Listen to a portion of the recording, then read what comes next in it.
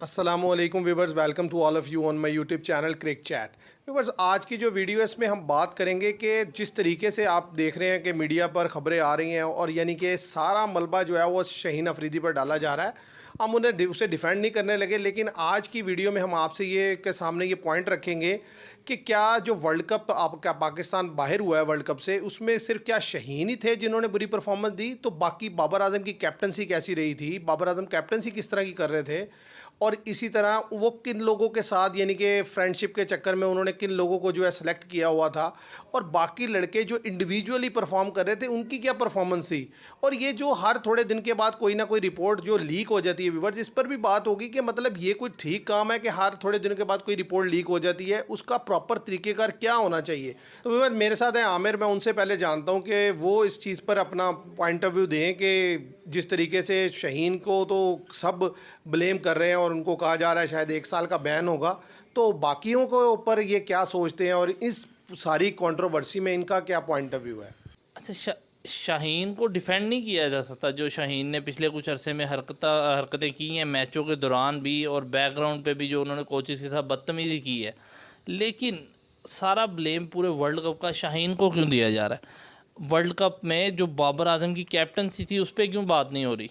जो बाबर आजम ने first match में यूएसए के ख़िलाफ़ गलतियाँ की, बाबर आजम कैप्टन थे, आखिरी ओवर में 15 चाहिए, लास्ट बॉल में 4 रन रह गया, तो आपने सिंगल रोकनी है या चौका रोकना है। आपने दोनों साइड से, चारों साइडों से, पीछे से भी दोनों फील्डर और आगे से भी दोनों फील्डर सामने ऊपर ले लिए दायरे के अंदर, तो चौका हल्की सी भी एज लगती तो पीछे का चौका हो जाना था, स्ट्रेट लगती तो स्ट्रेट का चौका, तो वो चौका हो गया। और दूसरी चीज़, आप सुपर ओवर में खेलने आए हैं, तो बाबर आजम को नहीं पता कि यार लेफ़्ट हैंडर बॉलर है, तो लेफ़्ट हैंडर डिफेंड करेगा तो ज़्यादा बेहतर रहेगा, तो फ़खर जमान को आपने नॉन स्ट्राइकर एंड पे रख दिया। तो ये चीज़ तो देखनी पड़ेगी ना। बाबर आजम को कप्तानी, बाबर आजम की कप्तानी पे तो एक बहुत बड़ा क्वेश्चन मार्क है। अब व्यूअर, इसमें तो कोई शक नहीं। आप देखें कि बाबर आजम ने जो कैप्टनसी की है पूरे टूर्नामेंट में, उसके अंदर बहुत सारे फ्लॉज थे। यूएसए का मैच देख लें, इंडिया का मैच देख लें, यानी कि और इसके अलावा जो वैसे पाकिस्तान ने दूसरी टीम्स के अगेंस्ट मैचेस खेले हैं, और ख़ाली यहाँ ही नहीं, जो 2023 का वर्ल्ड कप जब खेला था, जब उन्हें निकाला गया था, तब भी उनकी कैप्टनसी आप देख लें। और सबसे अजीब बात जो उनकी है वो ये है कि जो उनके दोस्त यार हैं, जिस तरीके से उन्होंने फेवर किया है, अब वो देखें, आपके किसी ने उन्हें कहा तो नहीं था कि आप पूरे टूर्नामेंट में इब्रार को चांस ना दें। इसी तरीके से आप पूरे टूर्नामेंट में लास्ट मैच में आपने अब्बास अफरीदी को चांस दिया, आपने इसके अलावा किसी को चांस नहीं दिया। और फिर अगर शहीन शाह बॉलिंग बेहतर नहीं कर रहे थे, तो आपको चाहिए था, या क्लैश था, या वो सपोर्ट नहीं कर रहे थे, या वो बात नहीं मान रहे थे, तो किसी मैच में आप उसे निकाल देते, ताकि लोगों को पहले ही पता चल जाता है कि भाई ये चीज़ हुआ। और फिर दूसरी चीज़ कि भाई आमिर से आपने आखिरी ओवर करवाया, क्यों? आपको किसने मशवरा दिया था कि मोहम्मद आमिर से आप अपना लास्ट ओवर करवाएं? सिर्फ इसीलिए ना कि इट मींस जो अब चीज़ें समझ आ रही हैं कि आपस में लग रही थी, तो शहीन शाह से तो करवाना नहीं था, इसलिए आपने आमिर से करवा लिया।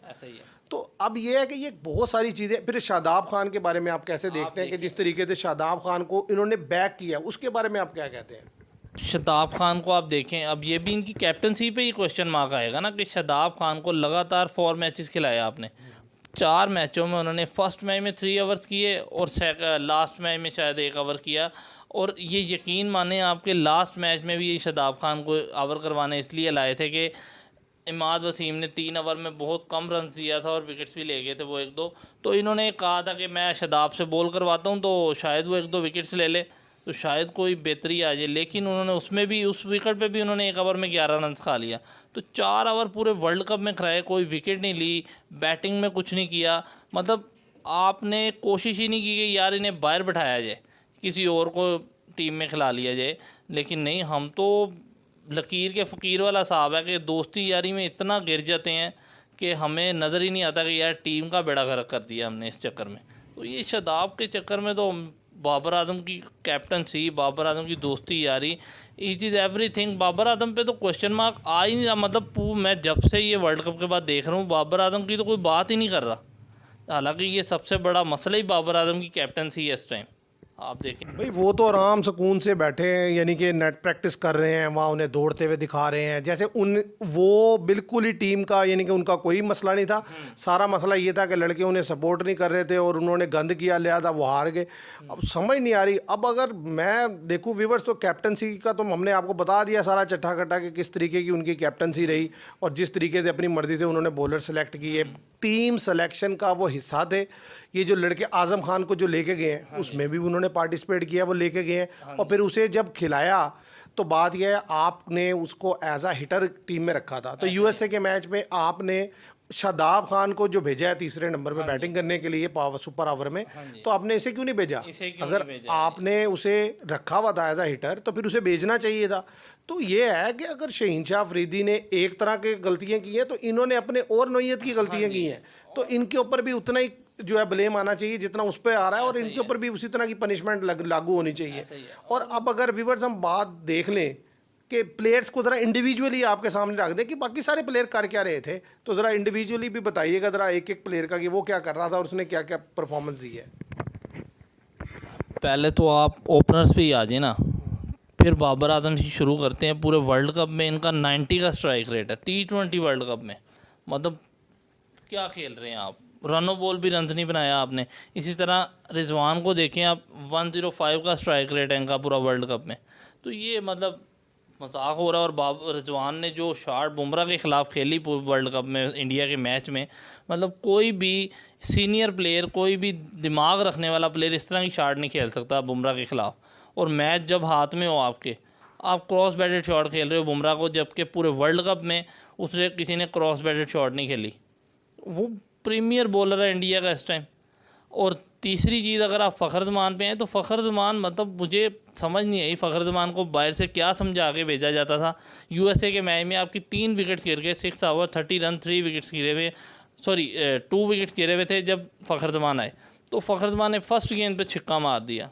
हालांकि हरकत वो भी गलत थी कि फर्स्ट गेंद पे आप बैट घुमा रहे हैं, विकेट्स गिरे हुए हैं आपके, डाउन है, तो आपने छक्का मार दिया, ठीक है, लेकिन सेकंड बॉल पे ही आप फिर आगे निकल के कैच पकड़ा दिया आपने। मतलब मजाक हो रहा है। इसी तरह इंडिया के मैच में आपने छक्का चौका मार दिया और आप फिर आगे निकल रहे हैं। वो से हार्दिक पांड्या को, वो लाया ही हार्दिक पांड्या को इसलिए था कि वो शॉर्ट बॉल मारेगा और आप इसे शॉर्ट करने के चक्कर में आउट हो जाएंगे।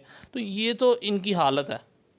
और आप आ जाएँ इफ्तिखार पे, तो इफ्तिखार ने तो बहुत मायूस किया, मतलब सारे मैचेस में किसी एक मैच में भी इफ्तिखार चल के नहीं दिया। और ख़ास तौर पे इंडिया के मैच में, जो कि ये जाने जाते हैं लेग स्टंप पे छक्का मारने में, वहाँ पे बुमराह ने इन्हें 2 फुल टॉस दिए, एक पे ये डॉट खेल गए और एक पे इन्होंने कैच पकड़ा दिया।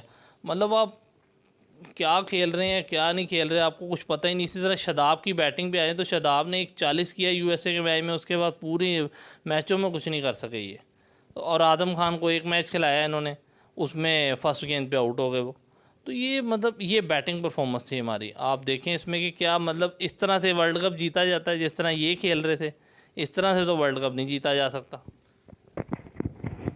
तो व्यूअर्स बात ये है कि अब ये लड़कों की जो परफॉर्मेंस जिस तरीके से आमिर ने कही, बात ठीक है कि भाई इन लड़कों ने सारों ने परफॉर्म करके नहीं दिया, तो ज़ाहिर है शहनशाह के साथ तो डिसिप्लिनरी इश्यूज़ हैं कि उसने जो है कोचेज़ के साथ बदतमीज़ी की, पर उस तरीके से पार्टिसिपेट नहीं किया टीम स्ट्रेटजीज़ में, उसका एक अलग कैटेगरी का जो है वो उसने जो है सिन कमिट किया, मैं समझता हूँ उसको अलहदा पनिशमेंट होनी चाहिए। लेकिन बात यह कि इन सारों के ऊपर भी तो नज़रसानी करनी चाहिए ना, देखना चाहिए कि ये क्या करते रहे वहाँ पर और इन्होंने किस तरीके की परफॉर्मेंसेज दी हैं।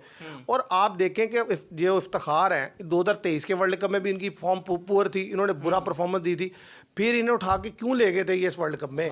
पता भी था कि यार ये नहीं सही परफॉर्म कर रहे, तो आखिर उन लोगों को भी तो पूछगछ होनी चाहिए ना कि जिन्होंने इन सबको सपोर्ट किया है। खाली जो वहाब रियाज है या अब्दुल रज़ाक है वही तो टीम की सिलेक्शन कमेटी का हिस्सा नहीं थे, उसमें 6 लोग और भी शामिल थे। तो अगर आप उन लोगों को रिटेन कर रहे हैं और इनको निकाल रहे हैं तो उसकी भी रीज़न बता दें कि उन्होंने ऐसी कौन सी कमाल किया था सिलेक्शन में जो हमें नज़र नहीं आ रहा। तो ये सारी चीज़ें हैं व्यूवर्स। और जिस तरीके से ये रिपोर्ट्स पब्लिश तो नहीं हो रही, लीक हो रही हैं, तो इसके बारे में भी मैं आमिर से जानना चाहूँगा कि मतलब अगर इस तरीके से जो रिपोर्ट्स का लीक होना, ये इसको कैसे देखते हैं कि ये ठीक है मतलब इस तरीके से करना? अच्छा, अब आप रिपोर्ट्स भी देखें तो मतलब जिस तरह से रिपोर्ट्स लीक हो रही हैं, गैरी क्रिश्चियन की लीक हुई रिपोर्ट, इसी तरह बाकी हमारे कोचेज़ की और वहाब रियाज वगैरह की रिपोर्ट्स लीक हुई, तो ये मतलब आप देखें सिर्फ इसमें सिर्फ एक ही बंदा पूरे रिपोर्ट्स में नज़र आ रहा है, शाहीन। मतलब पूरी रिपोर्ट, या अगर आप लीक हो रही है ये रिपोर्ट, आप पूरी रिपोर्ट सामने लेके आए ना, मतलब पूरी रिपोर्ट में खाली शाहीन का ही नाम तो नहीं लिखा होगा गैरी क्रिश्चियन ने या वहाब रियाज अब्दुल रज़ाक ने, खाली शाहीन का नाम नहीं हो सकता, बाकी प्लेयरों का भी लाजमी उन्होंने कहा होगा। लेकिन पता नहीं क्यों इन्हें बचाया जा रहा है, बाकी प्लेयरों को बाबर आजम, रिजवान, इफ्तिखार, इमाद वसीम, इन्हें क्यों बचाया जा रहा है समझ नहीं आ रही। लेकिन ये चीज़ सामने आनी चाहिए। हर दफ़ा यही होता है कि रिपोर्ट्स लीक होती हैं, किसी एक प्लेयर पे सारा बर्डन डाल दिया जाता है और बाकी प्लेयर सेव कर लिए जाते हैं। यही वजह है कि हम आगे नहीं बढ़ पा रहे। अगर हम ये रिपोर्ट्स लीक करेंगे तो कुछ नहीं हो सकता। रिपोर्ट्स खुद सामने आनी चाहिए, वो खुद, जैसा गैरी क्रिश्चियन है, गैरी क्रिश्चियन को प्रेस कॉन्फ्रेंस में पूरी रिपोर्ट बतानी चाहिए थी अपनी बैठ के। इसी तरह वहाब रियाज और अब्दुल रज़ाक को भी बतानी चाहिए थी। तो ये एक बड़ा अजीब सा मामला है कि रिपोर्ट लीक होती है और सिर्फ एक बंदे पे ब्लेम आता है। हर रिपोर्ट में यही हो रहा है। तो व्यूअर्स, बात तो ये आमिर ने ये भी ठीक की है कि मतलब ज़ाहिर है रिपोर्ट्स का मतलब ये होता है कि आप बैठें, प्रेस कॉन्फ्रेंस करें, उसमें रिपोर्ट पब्लिक करें और उसके सारे पॉइंट्स जो बताए, यानी कि जो कुछ उसमें लिखा है सबके सामने वो आने चाहिए। क्योंकि मैं सुन रहा था एक जो डिसिप्लिनरी कमेटी के हेड रह चुके हैं पाकिस्तान की टीम के, उन्होंने कहा कि प्लेयर टू प्लेयर रिपोर्ट बनती है, हर मैच की रिपोर्ट बनती है। तो ये कैसी रिपोर्ट है कि जिसमें सिर्फ एक छोटा सा चंक बाहर आ जाता है किसी एक स्पेसिफिक प्लेयर से रिलेटेड? भाई अगर आना ही है मीडिया पे सारी चीज़ें तो आए सबके बारे में आए कि भाई फ़लाँ ने ये किया, फ़लाँ ने ये किया, इसकी ये परफॉर्मेंस रही, इसने ये गलतियाँ की, चलो जी इसने ये गलतियाँ की। वो तो समझ आता है, फिर लोग उसके ऊपर डिबेट करेंगे कि यार ये वाली गलती ज़्यादा बड़ी थी, ये वाली कम थी, इसके ऊपर ज़्यादा क्रिटिसिज्म होना चाहिए, इसके ऊपर ज़्यादा सख्त एक्शन होना चाहिए, ये अलाउ नहीं होना चाहिए, वो अलाउ नहीं होना चाहिए। लेकिन ये क्या कि एक ही तरह की चीज़ें आ रही हैं, बाकी सारे अपनी मस्ती में हैं। वो शादाब खान देखें उधर लीग खेलने चलेंगे श्रीलंका की, और उधर नसीम शाह को कहते हैं कि जी फिट ने, वो अपने आप को फिट रखना है आपने, लिहाजा आप 100 बॉल क्रिकेट लीग जो इंग्लैंड में नहीं खेल सकते। तो ये जो दोहरा म्यार है ये नहीं चल सकता। उधर तो फिटनेस चाहिए आपको, ठीक है, तो शादाब खान से मैं कहता हूँ फिटनेस चाहिए या नहीं चाहिए, वो कम से कम उसकी पनिशमेंट तो होनी चाहिए। वो आराम से कूदे, वो खेल रहा है, उसे किसने एनओसी दे दिया है? तो अगर ज़ाहिर है लड़का टीम के लिए परफॉर्मेंस नहीं कर रहा और वो सारी लीगें खेल रहा है, तो भाई वो आपके लिए परफॉर्मेंस क्यों देगा? वो क्यों बॉदर करेगा? वो क्यों टेंशन लेगा मुल्क के लिए खेलने के लिए? ऐसे लड़कों को अगर देना ही है ना, उन्हें को भाई जाओ रिटायरमेंट लो और जाके खेलो, लीग खेलो जाके। अदरवाइज तुमने पाकिस्तान के लिए खेलना है तो फिर अब तुमने परफॉर्मेंस नहीं दी, लिहाजा इस साल तुम एनओसी नहीं जारी होगा तुम्हें लीग खेलने के लिए। पहले मुल्क के लिए परफॉर्म करो, फिर जाके लीग खेलो। तो अब ये तो बड़ा आसान काम है। ये चीज़ जो एनओसी जारी नहीं किया गया नसीम शाह को 100 लीग खेलने का, अभी ये और इशू भी उठने वाला है कि शाहीन शाह अफरीदी और हारिस रऊफ 100 लीग में किसी एक टीम में ही खेल रहे हैं। आया कि उन्हें भी एनओसी नहीं जारी किया जाएगा? तो ये चीज़ है। अभी तो ये देखना है कि उन्हें एनओसी जारी होता है कि नहीं होता। मतलब शादाब को एनओसी जारी किया, समझ नहीं आई कि क्यों एनओसी जारी कर दिया गया। इवन कि इफ्तिखार को एनओसी जारी कर दिया गया था, इफ्तिखार को वहाँ से वापस भेजा गया किसी वजह से। वो लंका में 2-3 मैचेस में अपनी टीम के बाहर बैठे रहे हैं 12 प्लेयर के तौर पे, लेकिन वो खेले नहीं और पता नहीं क्या वजह बनी कि उन्हें वापस भेज दिया गया। तो अभी तो ये देखना है कि आगे ये किस किस प्लेयर का एनओसी कैंसिल होता है। अगर तो खाली नसीम शाह का हो रहा है तो फिर तो मतलब कोई ना कोई मसला है नसीम शाह के साथ बोर्ड का। और व्यूवर्स, इस अब अगर हम देखें कि हम क्या समझते हैं कि इस सारे सिचुएशन में जितना इन्होंने गंद उछाल दिया और जिस तरीके से चीज़ें हो रही हैं, तो हमारा इसमें जो पॉइंट ऑफ व्यू है वो ये है कि भाई अगर तो पनिशमेंट देनी है, एक्शन लेना है तो अक्रॉस द बोर्ड हो और सब लड़कों को जो है बिठाकर उनकी जिस की जो गलती हैं वो सारी पॉइंट आउट की जाए और फिर उसके हिसाब से उनके अगेंस्ट एक्शन लिया जाए। अदरवाइज अगर आप ये समझते हैं कि यार नहीं इसको स्पेयर करना है, उसे स्पेयर करना है, तो फिर मैं ये समझता हूँ कि आप इन सबको बिठाएं, समझाएं, इन्हें शर्म दिलाएं कि यार आप मुल्क के लिए खेलते हैं, आप मुल्क से बड़े नहीं हैं, पहले मुल्क है फिर आप हैं और मुल्क की इज्जत ही सबसे बड़ी चीज़ होती है। तो लिहाजा इनको शर्म दिलाकर एक प्रॉपर डिसिप्लिनरी कोड बना दिया जाए और एक वार्निंग के बाद इन सबको ये कहा जाए कि अब आगे चैंपियन ट्रॉफी आ रही है, सब यकजान होकर खेलो, मेहनत करो। तो क्योंकि अभी हमारे पास इतना वक्त नहीं है कि मजीद इसी चक्कर में लगे रहें और जो है टीम परफॉर्म करके देना और आगे चैंपियन ट्रॉफी आ जाए और फिर जो है वो ख्वार हो जलील और वापस आ जाए। तो बेहतर ये है कि भाई आप अगर ये समझते हैं तो ठीक है, सबको बिठा के समझा के एक मौका दें और कमेटी बना दें कि जो चेक एंड बैलेंस रखे कि जो गलती करे फिर उसे पकड़ ले। तो दोनों चीज़ें आपके पास है, सजा देनी है सब पे क्रॉस द बोर्ड, अगर स्पेयर करना है फिर सबको करो, समझाओ और आगे चलो। तो ये तरीका व्यूवर्स हमें तो समझ आता है। अब बाकी आप लोग क्या समझते हैं, आप भी कमेंट्स में बताइएगा कि आपके लिहाज से कि क्या होना चाहिए, किस तरीके से बेहतरी है।